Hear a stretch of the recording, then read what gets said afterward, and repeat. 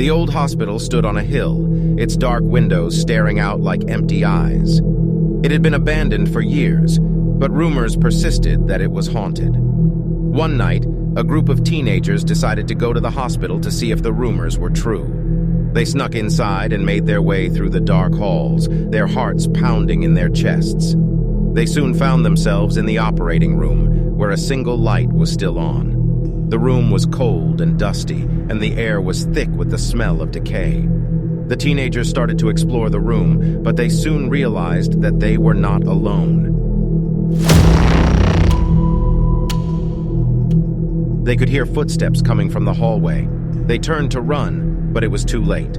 The door slammed shut behind them, and they were trapped. The footsteps came closer, and the teenagers could hear the sound of heavy breathing. Then, the door to the operating room burst open, and a figure stepped into the light. The figure was tall and thin, and it was wearing a white hospital gown. Its face was hidden by a surgical mask, but the teenagers could see its eyes. They were dark and empty, and they seemed to stare right through them. The figure raised its arms, and the teenagers screamed. Suddenly, the figure was gone. The teenagers were alone in the operating room, their hearts pounding in their chests. They didn't know what had just happened, but they knew that they had to get out of there. They ran out of the room and down the hall, but the door at the end of the hall was locked. They were trapped. The teenagers huddled together, terrified. They could hear the figure moving around in the darkness, and they knew that it was coming for them. Suddenly, the lights went out. The teenagers were plunged into darkness, and they could hear the figure getting closer. They screamed and ran, but it was too late. The figure caught them, and they were dragged into the darkness.